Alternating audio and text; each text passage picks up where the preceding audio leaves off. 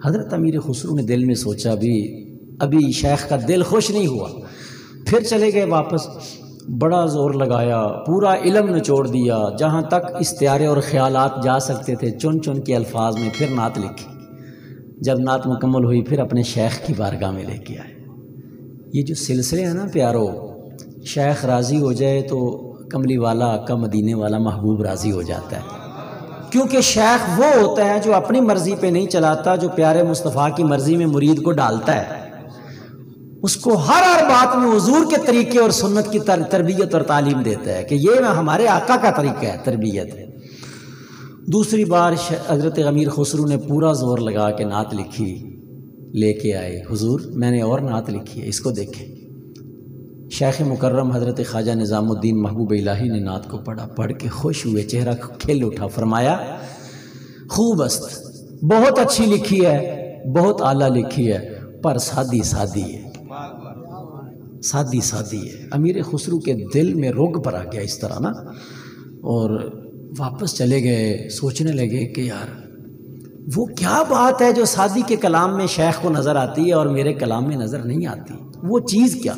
تیسری مرتبہ جہاں تک تخیل کی پرواز ہو سکتی تھی وہاں تک لے گئے، جتنے الفاظ لا سکتے تھے لائے، جتنا عرق نکال سکتے تھے نکالا، اور جتنا مکھن نکال سکتے تھے پورے فن کا نکال کے نعت پھر لکھی، تیسری نعت، اور لکھ کے شیخ کے پاس آ گئے، کہا حضور ایک اور نعت لکھی ہے، اس کو دیکھیں۔ شیخ نے پھر دیکھا، خوش ہوئے، کہا خوب است، بہت سونی لکھی ہے پر سادی سادی ہے۔ اب دو زانو بیٹھے اور کہتے ہیں میرے کریم، میں جان سکتا ہوں، میں پوچھ سکتا ہوں کہ سادی کا وہ کیا کمال ہے، سادی کا وہ کیا کلام ہے جس کو آپ نے دیکھ لیا ہے، اور اس کے بعد میرا کلام ابھی سادی کے برابر نہیں پہنچا، میں جان سکتا ہوں، مجھے پتہ چل سکتا ہے؟ فرمایا کہ ہاں پتہ چل جائے گا، آج رات، پچھلی رات کے وقت جب میں تہجد پڑھتا ہوں اس وقت میرے پاس آ جانا۔ حضرت خواجہ نظام الدین محبوب الہی اپنے مصلی پہ ہیں، حضرت امیر خسرو پیچھے بیٹھے ہیں۔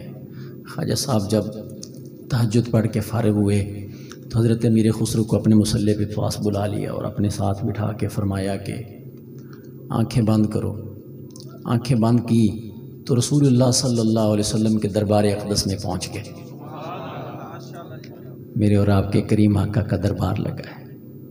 سیدنا عمر فاروق، سیدنا عثمان غنی، سیدنا ابو بکر صدیق، سیدنا مولا علی شیر خدا، سیدنا عبداللہ ابن مسعود، ابی ابن کعب، سید القراء، بڑے بڑے جلیل القدر صحابہ، تابعین، اولیاء، امام اعظم ابو حنیفہ، امام شافعی، امام احمد ابن حنبل، امام مدینہ، امام مالک، بڑے بڑے لوگ بیٹھے، آقا کے دربار لگا ہوا ہے۔ اور ایک چٹی داڑھی والا، سفید ریش، کمزور سوکھا پتلا بدن ہے، اور ایک بابا ہے حضور کے دائیں طرف کھڑا ہے اور کھڑا ہو کے پڑھ رہا ہے بلغ العلا بکمالہ کشف الدجا بجمالہ۔ بابا جھوم کے پڑھ رہا ہے، چٹی داڑھی والا، اور کملی والے پیارے محبوب صلی اللہ علیہ وآلہ وسلم بابے سے جب سنتے ہیں خوش ہوتے ہیں، خوش ہو کے میرے اور آپ کے آقا مولا صلی اللہ علیہ وسلم دوبارہ اس طرح دیکھ کے فرماتے ہیں، جب وہ مکمل کرتے ہیں نا کشف الدجا بجمالہ حسنت جمیع خصالہ صلو علیہ وآلہ، تو سرکار اس طرح رخ انور اٹھا کے پھر فرماتے ہیں سادی پھر پڑھو، سادی پھر پڑھو، دوبارہ پڑھو۔ وہ بابا پھر پڑھتا ہے بلغ العلا بکمالہ کشف الدجا بجمالہ حسنت جمیع خصالہ صلو علیہ وآلہ۔ جب وہ مکمل کرتا ہے بابا، میرے آقا و مولا جان رحمت پھر فرماتے ہیں مسکرا کے سادی پھر پڑھو دوبارہ۔ تو خواجہ نظام الدین محبوب الہی نے اپنے مرید امیر خسرو کو پکڑ کے فرمایا اب سمجھ لگی کہ سادی نے کیا لکھا ہے؟ یہ وہ بات ہے جس کو میں کہتا تھا کہ بہت اچھی نعت لکھی ہے پر سادی سادی ہے۔ کیا مطلب؟ بہت اچھا کلام ہے، بہت اچھی نعت ہے، حضور کی تعریف میں، آقا کریم علیہ السلام کے ثنا میں، صفت میں، حضور کے ذکر میں قلم کا اٹھ جانا بہت بڑی سعادت ہے، زبان کا ہل جانا بہت بڑی سعادت ہے، پر فرمایا دیکھو نا سادی کا مقام کیا ہے. آقا کریم کی کچہری میں، حضور کے دربار اقدس میں، صحابہ کے مجمع میں کملی والے محبوب بار بار فرماتے ہیں سادی پھر پڑھو نا. بات قبولیت کی ہے، بات قبولیت کی ہے. پھر پیارو دعا مانگو اللہ پاک ہم جو بھی عمل اس کی توفیق سے، محض اس کی توفیق سے ہی ہو سکتا ہے. اپنے آپ کو عمل ہو سکتا ہے بندے سے؟ سوال ہی پیدا نہیں ہوتا. سب کچھ اس کی توفیق سے ہے. جو بھی عمل ہو، نماز کا عمل ہے، درس قرآن کا عمل ہے، محفل پاک کا عمل ہے، لنگر پکایا ہے، اتنا اہتمام کیا ہے پیارے محبوب کی آمد کی خوشی میں، جو بھی عمل ہو سکتا ہے. صبح اٹھ کے سجدے کی توفیق مل جانا یہ چھوٹی نعمت ہے، یہ چھوٹا کرم ہے. اس کا کچھ تھوڑا کرم ہے. وہ آپ کو اٹھا کے اپنے دربار میں لے آئے، سر سجدے میں جھکا دے، یہ چھوٹا کرم ہے. جو بھی اس کی توفیق سے نصیب ہو تو بس ایک ہی ہاتھ باندھ کے عرض کریں کہ کریم قبول فرما، بے نیاز قبول فرما. اللہ کریم ہم سب کی حاضری قبول فرمائے. اللہ کریم ہمیں حضور علیہ الصلوۃ والسلام کے پاکیزہ اور مبارک اور مقدس دین کی صحیح سمجھ عطا فرمائے. اولاد بہت بڑی نعمت ہے، بہت بڑی نعمت ہے. آپ نے شان والدین پر بہت سی تقریریں سنی ہوں گی اور موضوع بھی ملتے ہیں. آپ نیٹ پہ دیکھیں ہزاروں تقریریں والدین کی شان میں ملیں گی، اور ہیں اس میں شک تو کوئی نہیں، ماں باپ کی شان ہے.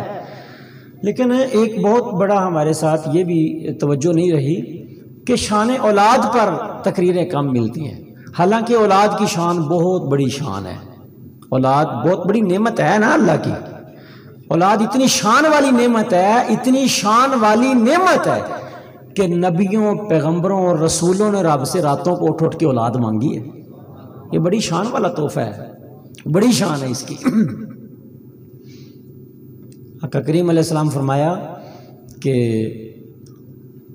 ماں باپ کو حافظ قرآن، باعمل حافظ قرآن کی وجہ سے قیامت کے دن ایسا تاج پہنایا جائے گا جس کی روشنی سورج کی روشنی سے زیادہ چمکتی ہوئی نظر آئے گی. ماں باپ کو تاج پہنایا جائے گا. کس کی وجہ سے جی؟ بیٹے کی وجہ سے. تو بیٹے کی شان تو ہے نا. پھر میں صرف یہ سمجھانا چاہتا ہوں کہ یہ اولاد بہت بڑی اللہ کی شان والی یہ نعمت ہے. اس کی قدر کریں، اس کی قدر کریں. جس کو اللہ نے بیٹی دی ہے، بیٹا دیا ہے، اس نعمت کی قدر کریں. قدر کیا ہے؟ اس کی اچھی تعلیم اور اچھی تربیت کریں. اور اچھی تعلیم، دین کی تعلیم سے بڑھ کر اس آسمان کے نیچے کوئی اچھی تعلیم نہیں ہے.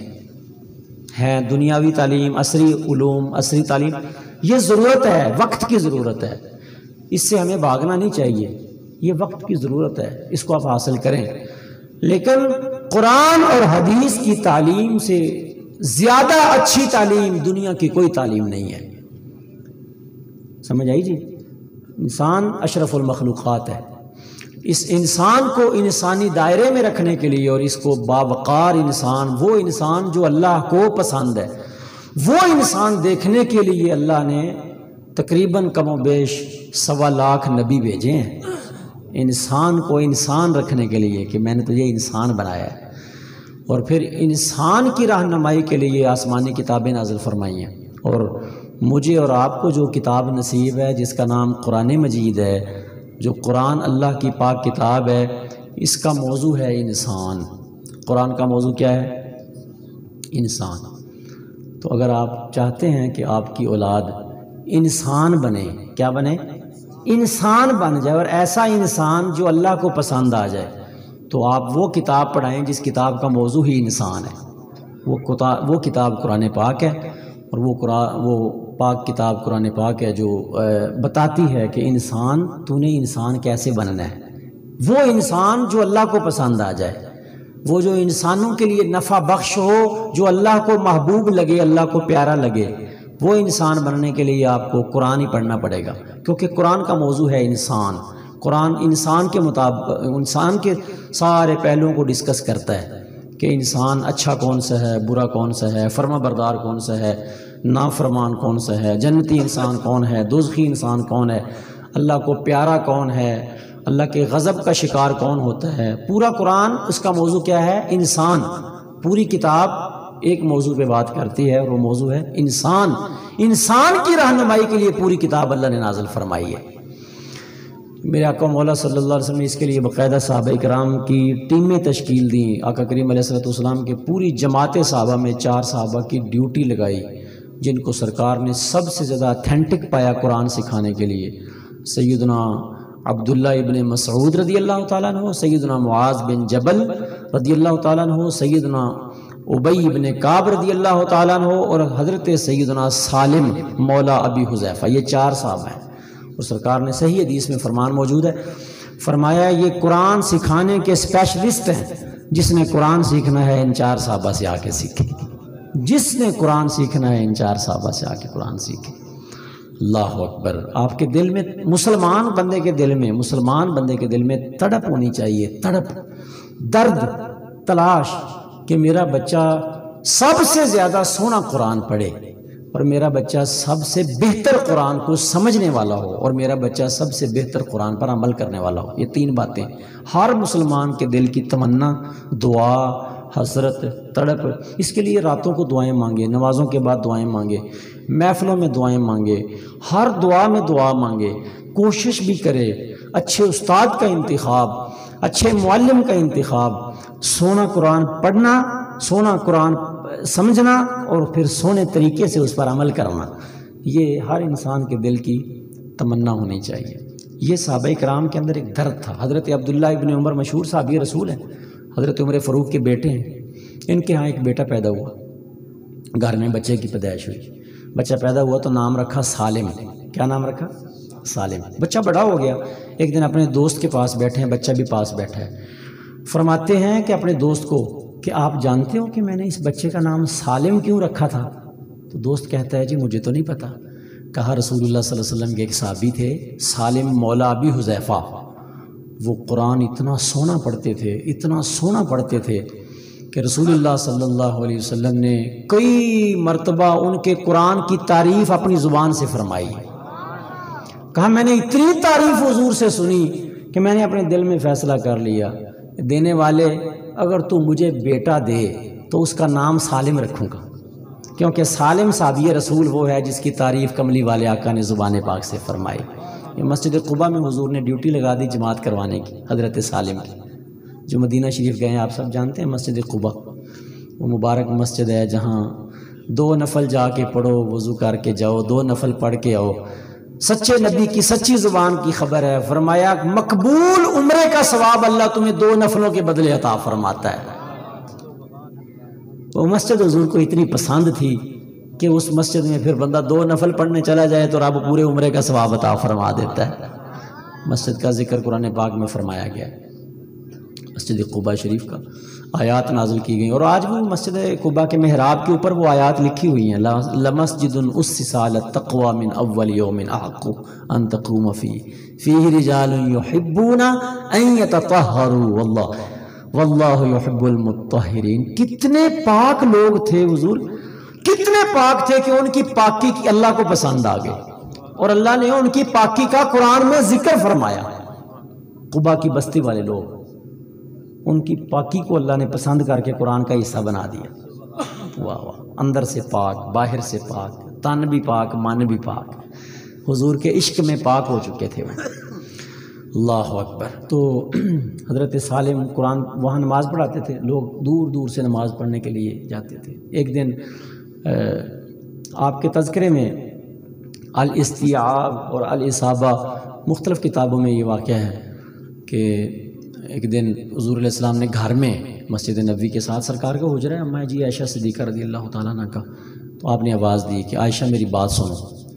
اماں جی حضرت ام المومنین سیدہ عائشہ صدیقہ حاضر حضور کی پاک بارگاہ میں حاضر ہونے سے تھوڑا لیٹ ہو گئی، لیٹ پہنچی کچھ، تو سرکار نے فرمایا کہ عائشہ میں نے تجھے آواز دی تھی تو تم لیٹ کیوں آئی ہو؟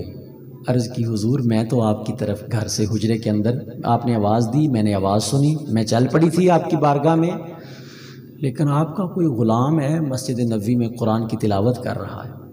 یا رسول اللہ وہ اتنا سونا اللہ کا قرآن اتنی پاک آواز کے ساتھ پڑھ رہا ہے، اتنی خوبصورت اور پاکیزہ آواز ہے، حضور اس کی آواز نے میرے قدم روک لیے، اور میں آپ کی بارگاہ میں حاضر ہونے سے دیر ہو گئی، قرآن اتنا سونا پڑھ رہا ہے۔ اماں جی فرماتی ہیں حضور چارپائی سے اٹھے، چادر کو گھسیٹتے ہوئے اس طرح جلدی سے چادر پکڑی اور اپنے اوپر چادر کی اور دوڑتے ہوئے سرکار مسجد کے دروازے پہ تشریف لائے، اور کیا دیکھا کہ مسجد نبوی میں کھڑے ہیں حضرت سالم مولا ابی حذیفہ کھڑے ہیں اور نماز نیتی ہوئی اور قرآن کی تلاوت کر رہے ہیں۔ تو میری محبوب علیہ السلام نے جب ان کو دیکھا تو اس طرح ہاتھ اٹھا کے کہا الحمدللہ الذی جعل مثلک فی امتی، اس رب کا شکر ہے جس نے تیرے جیسا بندہ میری امت میں پیدا فرمایا ہے۔ اللہ اکبر، اللہ۔ قیامت تک امت یہ کہے گی کہ اس رب کا شکر ہے جس نے ہمیں حضور کا امتی بنایا ہے۔ پر سالم مولا ابی حذیفہ کے لیے حضور کے الفاظ تولو، کوئی ہے ترازو تولنے والا؟ کوئی وزن کر سکتا ہے ان لفظوں کا؟ قیامت تک ولی، غوث، کتب، ابدال، محدث، غوث اعظم، امام بخاری، امام مسلم، ہر صدی کے علماء، محدثین، بزرگان دین، اولیاء کاملین، سارے یہ کہتے رہے یا اللہ تیرا شکر ہے کہ تو نے ہمیں اپنے آخری نبی کی امت میں پیدا فرمایا۔ پر مدینے کا تاجدار مدینے کی مسجد نبوی کے دروازے پہ کھڑے ہو کے کہتے ہیں یا اللہ تیرا شکر ہے کہ تو نے سالم جیسا بندہ میری امت میں پیدا فرمایا ہے۔ کیا خوبی تھی، قرآن بڑا سونا پڑھتے تھے، قرآن بڑا۔ تو اپنے دل میں یہ تڑپ پیدا کریں کہ میرا بچہ سب سے زیادہ سونا قرآن پڑھنے والا بناؤں گا قاری، یہ دل میں تڑپ رکھیں۔ شاہ صاحب کی بلا خزانہ لے کے بیٹھے ہیں آپ کے پاس عارف والا میں، تو شاہ جی کے حوالے کر دیں بچے، اللہ پاک انشاءاللہ ان کو علم کا نور عطا فرما دے گا۔ بڑے آپ مبارکباد کے مستحق ہیں، مجھے آپ کے مقدر پہ رشک آ رہا ہے کہ اللہ پاک نے شاہ صاحب کے ساتھ آپ کی نسبت قائم کی ہے۔ یہ کملی والے پیارے محبوب کے ذکر کی محفل آپ نے سجائی ہے، تو وہ شیخ سعدی والی بات جو ہے نا دعا فرمائیں کہ اس طرح قبول ہو جائے، اس طرح قبول ہو جائے۔ اللہ پاک ہم سب کی حاضری قبول فرمائے، آمین آمین آمین۔ وآخر دعوانا ان الحمد للہ رب العالمین۔